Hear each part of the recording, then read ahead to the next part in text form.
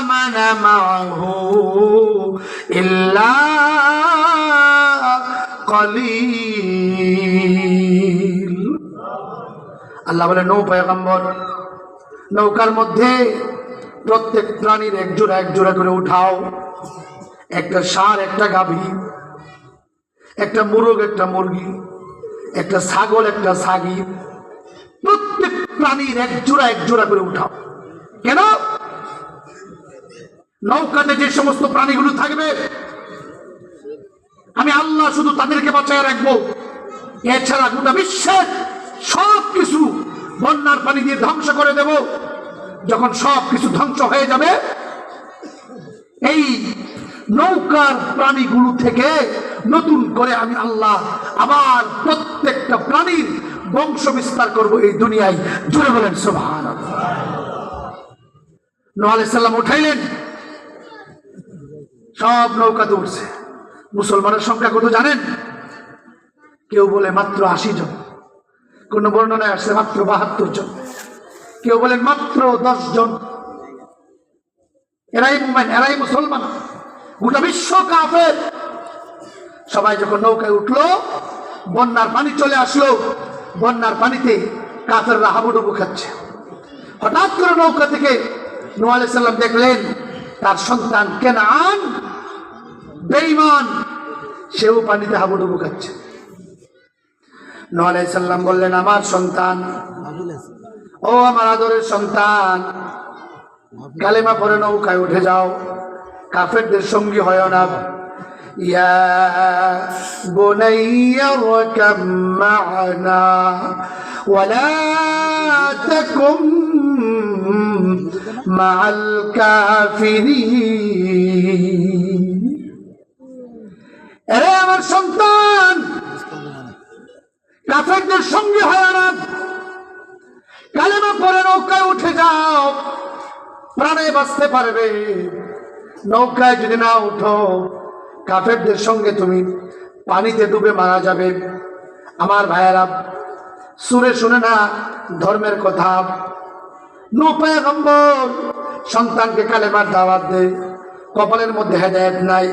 হেদায়েত যদি না থাকে, যত বড় বক্তা ওয়াজ করো, হেদায়েত আসবে না। বিশ্ব নবীর মতো বক্তা, আবু জাহেল, আবুল আহাবের মতো শ্রোতা, উতবা, সাইবার মতো শ্রোতাকে 13 বছর ওয়াজ করছে। 13 বছর। নবীর চাইতে বড় বক্তা আছে আর কি? কথা কন না। কাজ হয়েছে? কাজ হয়নি। আল্লাহ বললেন, নূহ আলাইহিস সালাম বললেন, নৌকায় উঠো, ঈমান আনো, নইলে কিন্তু পানিতে ডুবে মরে যাবে। সে কি করে জানেন? কপাল তো পুরা। সাআওই ইলা জাবাল ইয়াসিমুনি মিনাল মা ক্বালা লা আসিমাল ইয়াওম মিন আমরিল্লাহ ইল্লা মান রাহিম وحال بينهما الموج فكان من المغرقين।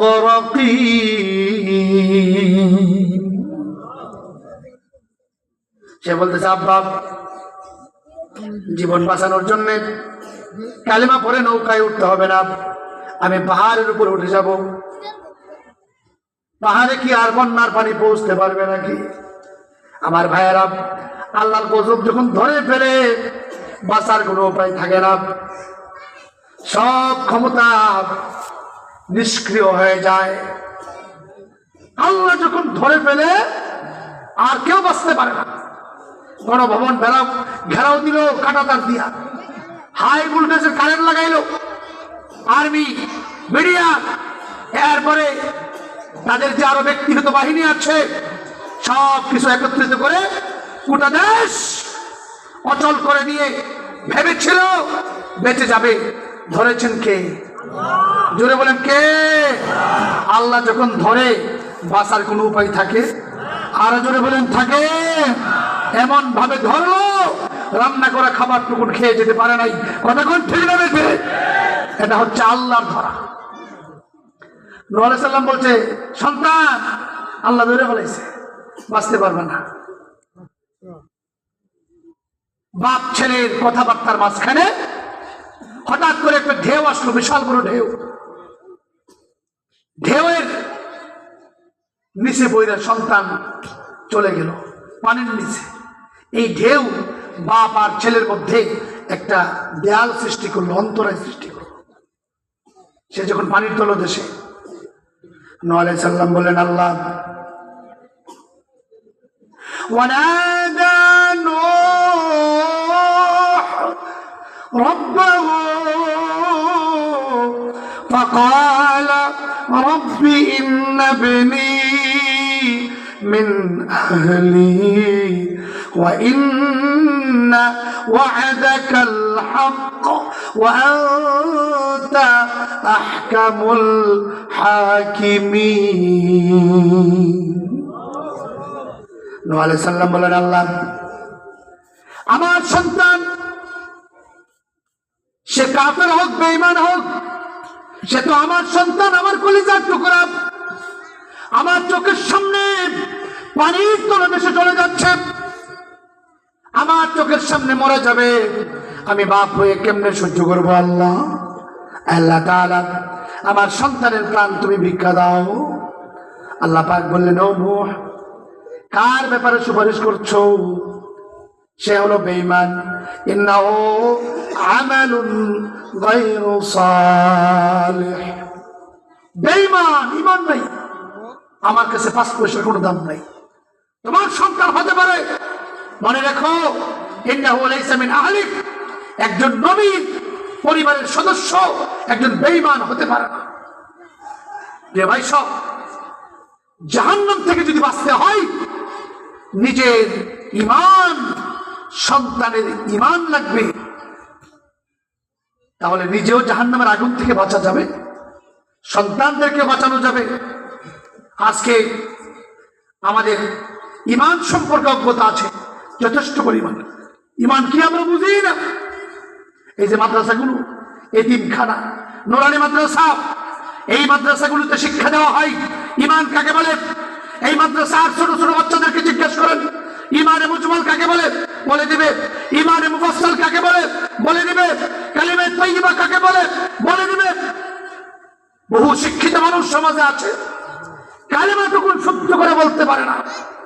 ঈমানের জন্য শর্ত হলো কালেমার বিশ্বাস অন্তরে লালন করা, আর সেই কালেমা মুখ দিয়ে উচ্চারণ করা। কথা কোন ঠিক না বেঠিক?